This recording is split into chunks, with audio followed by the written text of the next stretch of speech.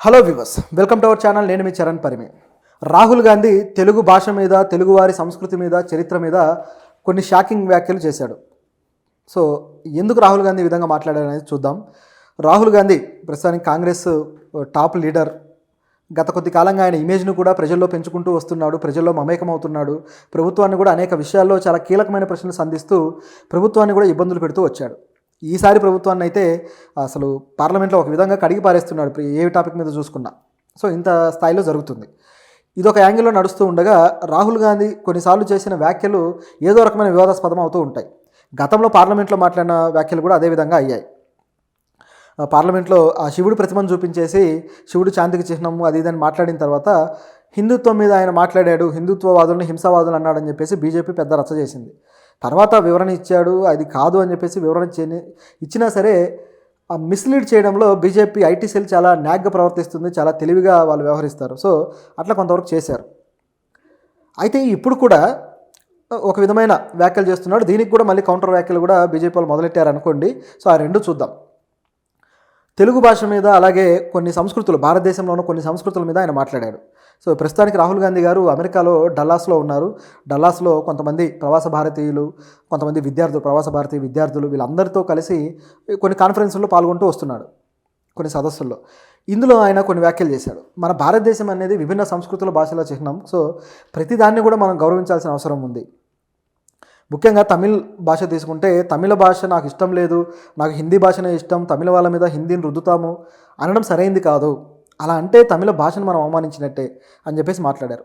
అదేవిధంగా తెలుగు భాషకు సంబంధించి అయితే తెలుగు వాళ్ళ దగ్గరికి వెళ్ళిపోయి మీరు తెలుగు భాష అంటే మాకు నచ్చదు, తెలుగు భాషకు పెద్ద విలువ లేదు, మీరు ఆ భాష కాకుండా హిందీ భాషలో మాట్లాడానని చెప్పడం కూడా తప్పవుతుంది. తెలుగు భాష మాకు నచ్చదు, లేకపోతే ఆ భాషతో మాకు పని లేదు అనడం అనేది ఆ భాషని అవమానించడం, వాళ్ళ సంస్కృతిని అవమానించడం అని చెప్పేసి అన్నారనమాట. సో ఇది చాలా మంచి మాట. తెలుగువారి సంస్కృతి, తెలుగువారి చరిత్ర, తెలుగువారి సాంస్కృతిక ప్రాధాన్యత, భాషకు సంబంధించి ఎటువంటిది ఉంటుందో, వారి సాహిత్యం కావచ్చు, ఇవన్నీ కూడా వాళ్ళ యొక్క అస్తిత్వం. సో ఇటువంటి అస్తిత్వాన్ని మీరు కాదన్నట్టే. కాబట్టి ఇటువంటి మాటలు ఎప్పుడు మాట్లాడకూడదు. ఇలాంటి విషయాలు బీజేపీ వాళ్ళకి ఎప్పటికీ అర్థం కావు, వాళ్ళు తీసుకొచ్చేసి రుద్దుతూ ఉంటారని చెప్పేసి అన్నాడు. సో ఎందుకంటే బీజేపీ వాళ్ళ పద్ధతి తెలిసిందే, దేశానికి ఆత్మ హిందీ భాష అంటాడు అమిత్ షా గారు. మరి మిగతా భాషలన్నీ ప్రేతాత్మల, లేకపోతే భూతాత్మల? ఒకే భాష ఆత్మ ఎందుకు ఉంటుంది? ఎవరి భాష వాడికి ఆత్మ, ఎవరి భాష వాళ్ళకి గౌరవం. సో ఇది గుర్తించకుండా పనిగట్టుకొని రుద్దాలని ప్రయత్నిస్తారు. సో ఒకే భాషలో ప్రచారం చేయొచ్చు, ఒకే భాషలో జనాన్ని ఈ విధంగా మోటివేట్ చేయొచ్చు అనేది వాళ్ళ కాన్సెప్ట్. కాకపోతే దేశంలో అనేక భిన్న సంస్కృతులు, భిన్న మతాలు కూడా ఉన్నాయి. కేవలం ఒకే మతం కాదు, ఈ దేశంలోనే పుట్టి పెరిగి డెవలప్ అయిన అనేక మతాలు ఉన్నాయి. కానీ వీళ్ళకి ఏంటంటే ఓట్ల కోసం వీటిని వాడుకోవాలి కాబట్టి భాషల్ని, సంస్కృతులను తీసుకురావడం అనేది అలవాటైపోయింది. అట్లా మాట్లాడడం జరిగింది. దీంతోపాటు దీంట్లో జాతీయ గీతాన్ని గురించి కూడా రాహుల్ గాంధీ గారు మాట్లాడారు. జాతీయ గీతం అనేది మన దేశంలో అన్ని రాష్ట్రాలకి సమాన ప్రాధాన్యత ఇవ్వడం కోసం ఆ గీతంలో ప్రాధాన్యత ఉంది. అంటే ఎలా అంటే అన్ని రాష్ట్రాల పేర్లు ఉంటాయి దాంట్లో. అంటే అన్ని రాష్ట్రాలకు సంబంధించి, అన్ని ప్రాంతాలకు సంబంధించిన ఆ ప్రాధాన్యత అనేది జాతీయ గీతంలో కనిపిస్తూ ఉంటుంది, రవీంద్రనాథ్ ఠాగూర్ గారు రాసిన గీతంలో. కాబట్టి ప్రతి ప్రాంతానికి మనం విలువ ఇవ్వాల్సిందే, ప్రతి ఒక్కరి సంస్కృతికి మనం విలువ ఇవ్వాల్సిందే అని చెప్పేసి రాహుల్ గాంధీ గారు అన్నారు. అయితే దీనికి సెటైర్గా కూడా మళ్ళీ బీజేపీ నుంచి ఒక మంత్రి మొదలయ్యాడు. సో కేంద్ర మంత్రి గిరిరాజ్ సింగ్ ఇలాంటి వ్యాఖ్యలన్నింటినీ దృష్టిలో పెట్టుకుని ఆయన ఏమన్నారంటే, రాహుల్ గాంధీకి ముఖ్యంగా బీజేపీ అనుబంధంగా ఉన్న పనిచేసిన ఈ ఆర్ఎస్ఎస్, పేరుకి అనుబంధంగా కనపడరు కానీ వాళ్ళిద్దరు అనుబంధం అని అందరికీ తెలిసిందే. సో ఆర్ఎస్ఎస్లో ఎదిగిన వాళ్ళే మోదీ కావచ్చు, అమిత్ షా కావచ్చు, వీళ్ళంతా. సో ఈ ఆర్ఎస్ఎస్కి సంబంధించి ఈ గిరిరాజ్ సింగ్ గారు కొన్ని వ్యాఖ్యలు చేశారు రాహుల్ గాంధీని విమర్శిస్తూ. రాహుల్ గాంధీ ఆర్ఎస్ఎస్ను ఎప్పుడూ అర్థం చేసుకోలేడు, ఈ దేశద్రోహికి ఆర్ఎస్ఎస్ అనేది అసలు అర్థం కాదు అన్నాడు. ఇక్కడ దేశద్రోహి ఎవరంటే రాహుల్ గాంధీ.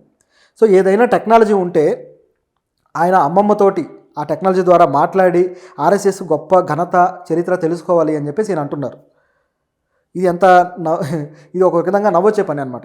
ఎందుకంటే ఆర్ఎస్ఎస్ చరిత్ర పుస్తకాల్లో చూసినా అర్థమవుతుంది. చరిత్ర పుస్తకాల్లో తొలి దశలో క్విట్ ఇండియా ఉద్యమానికి ఏమాత్రం సపోర్ట్ చేయకుండా సైడ్ అయిపోయింది ఎవరయ్యా అంటే ఫస్ట్ ఆర్ఎస్ఎస్ఏ. మేము సపోర్ట్ చేయము అని. జాతీయ జెండాని కనీసం తమ కార్యాలయాల్లో దాదాపు 50 ఏళ్ల పాటు ఎగరేయకుండా ఎగ్గొట్టింది ఎవరయ్యా అంటే ఆర్ఎస్ఎస్ఏ.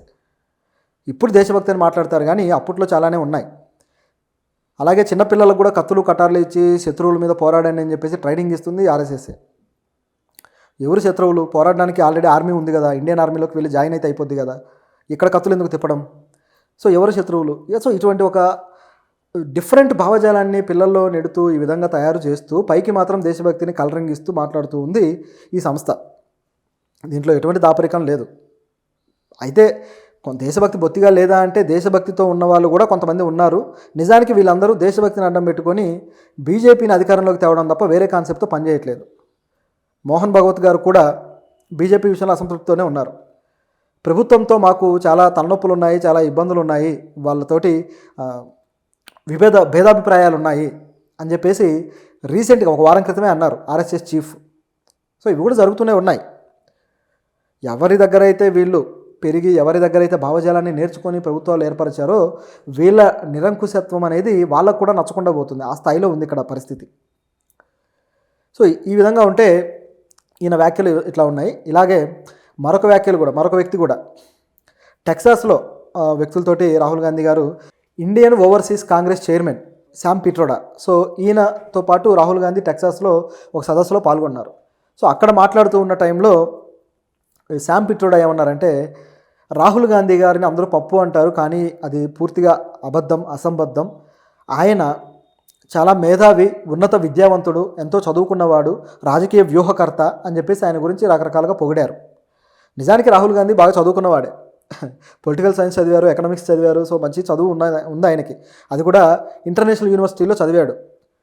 సో కొంతమందిలాగా ఇది టోటల్ ఏమంటారు కంప్లీట్ పొలిటికల్ సైన్స్, లేకపోతే ఇటువంటి చదువులు కాదు, కంప్లీట్ పొలిటికల్ అడ్మినిస్ట్రేషన్ అని ఆ డిగ్రీ లేని డిగ్రీలో కానీ అటువంటిది కాదు ఈ చదువు.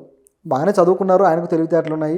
ఎకానమీ గురించి చాలా మంచి ప్రశ్నలు కూడా సంధిస్తూ వస్తుంటారు. గతంలో నుంచి గమనించి చూస్తే చాలా మంచి ప్రశ్నలు ఉంటాయి ఆయన దగ్గర. బొత్తిగా అసలు నిజం చెప్పాలంటే ఆర్థిక మంత్రి ఎకానమీ గురించి సరిగ్గా మాట్లాడిన దాఖలాలు నేను చూడలేదు ఇంతవరకు. ఎవరైనా ఏదైనా ప్రశ్న అడిగితే కూడా ఆర్థిక మంత్రి సమాధానం చెప్పకుండా నాకు తెలియదు, నేను ఉల్లిపాయలు తిన్నాను, టమాటాలు తిన్నాను అని చెప్పేసి తప్పించుకుంటూ ఉంటారు. సో ఆ విధంగా ఉంది.